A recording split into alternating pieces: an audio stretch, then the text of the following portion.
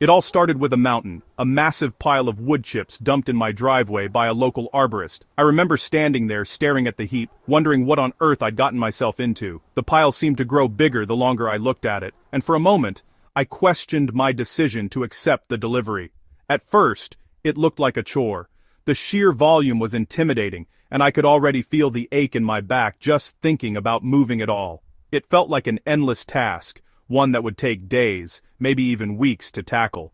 But then I realized, this wasn't just mulch, it was potential. Each chip held the promise of transformation, of something greater than the sum of its parts.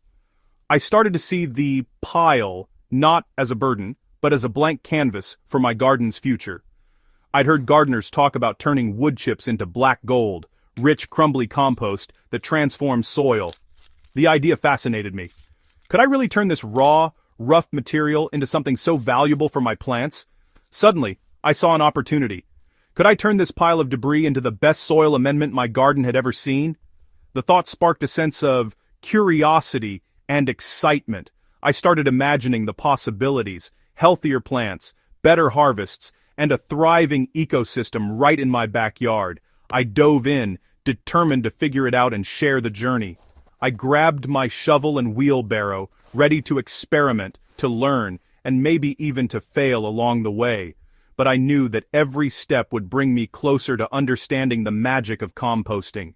I researched hot composting, carbon-to-nitrogen ratios, and the biology behind decomposition. I read articles, watched videos, and even reached out to fellow gardeners for advice. The science behind it all was fascinating, and I realized there was so much more to composting than just piling up organic matter.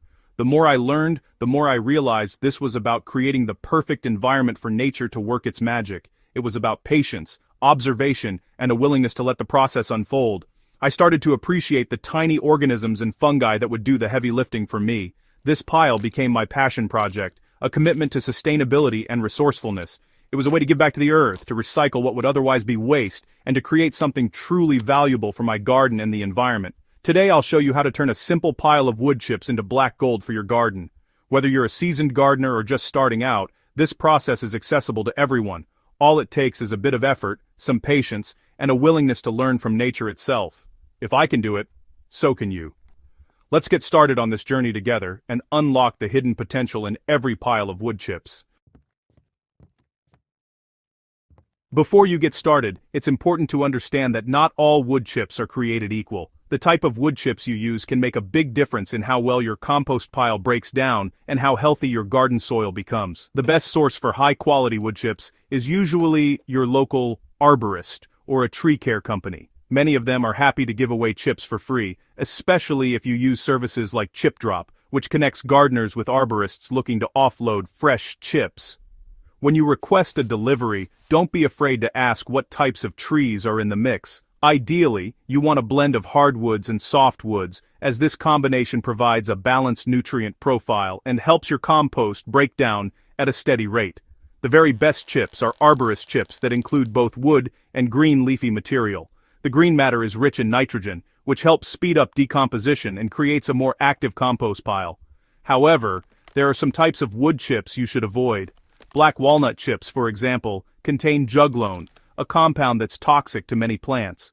Also, steer clear of any chips that have been treated with chemicals or pesticides, as these can harm your soil and compost. Take a close look at the chips you receive. A good pile will have a mix of fine and coarse pieces, as well as a variety of fresh and older chips. This diversity in size and age helps create air pockets and supports a healthy composting process. Fresh chips are usually moist and contain more nitrogen, while older chips are drier and have a higher carbon content. Both types have their place in composting, and using a mix can give you the best results. If you end up with mostly older, drier chips, don't worry. We'll show you how to get them composting effectively, so nothing goes to waste. The key is to know exactly what you're working with. Take a moment to inspect your pile, feel the texture, and notice the smell. These clues will help you understand how your chips will behave in the compost. With the right mix of wood chips, you're setting yourself up for composting success. A well-balanced pile will break down faster and provide richer, healthier compost for your garden. So, let's make sure your pile gets off to the best possible start by choosing the right wood chips from the very beginning. With your wood chips ready, you're about to start a process that transforms garden waste into rich, fertile compost. Whether you've gathered chips from a tree service or made your own, having a good supply is the first step. Now, it's time to build the pile. Choose a spot that's convenient, but also gets some sun, as warmth will help speed up decomposition. Go big, aim for a pile at least 4 feet wide, 4 feet deep, and 4 feet tall. This size is important because it helps the pile generate enough internal heat for efficient decomposition, which is key for breaking down those tough wood chips. Build your pile directly on bare earth. This allows for drainage and gives beneficial soil microbes easy access to your compost, helping kickstart the breakdown process. Remember, wood chips are your carbon source, but you'll need nitrogen too. Add grass clippings, kitchen scraps, avoid meat and dairy, coffee grounds or manure. These greens balance the browns and fuel microbial activity. As you build, mix everything together instead of strict layering. This helps distribute moisture and nutrients evenly, giving microbes the best environment to thrive. Moisture is crucial. Aim for the dampness of a wrung-out sponge. If the pile is too dry, decomposition slows. Too wet, and it can get smelly.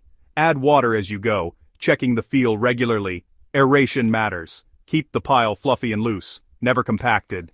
This ensures oxygen can reach the microbes that do the hard work of breaking everything down. Using a mix of different chip sizes helps create natural air pockets, further improving airflow and speeding up the composting process.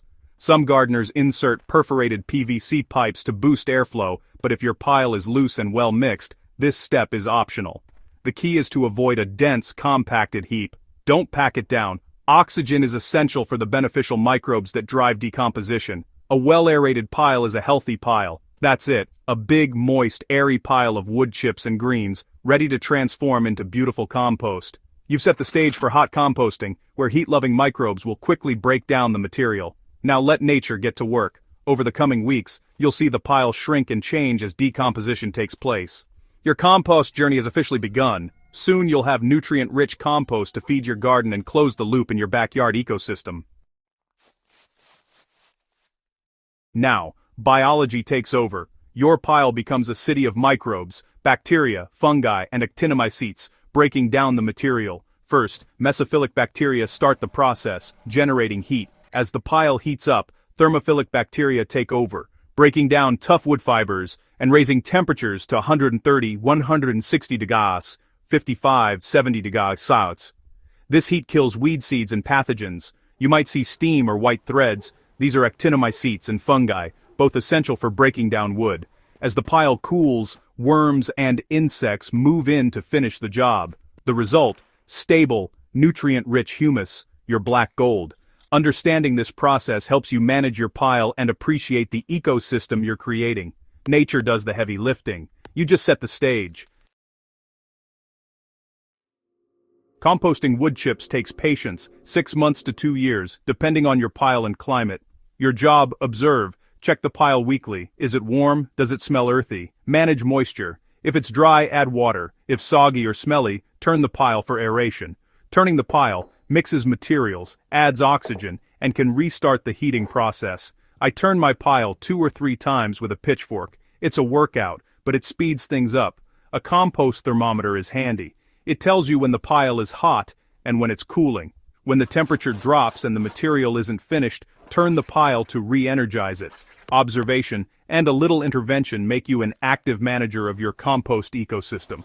Stay curious and let the process unfold. The reward is worth the wait. Sometimes, compost piles stall. Don't worry, every gardener faces this. If your pile won't heat up, check 3 things: size, make it bigger; moisture, add water; and nitrogen, add greens like grass or coffee grounds. If it smells like ammonia, you have too much nitrogen, add more wood chips or dry leaves. If it smells rotten, it's too wet and lacks oxygen. Turn the pile and add bulky carbon. Rodents. Avoid adding meat, dairy, or oily foods. Stick to plant-based scraps. If you get pests, stop adding food scraps and keep the pile hot. Most problems are solved by balancing carbon, nitrogen, moisture, and air. Troubleshooting is part of the learning process. Each challenge makes you a better composter. Stay flexible and your pile will reward you. Composting is about progress, not perfection. After months of waiting and tending, your pile transforms. Dig in, you'll find dark, crumbly compost that smells like a forest floor. Sift out larger bits with a homemade screen, toss them back into a new pile. Use your finished compost as a top dressing. Mix it into new beds, or blend it into potting soil.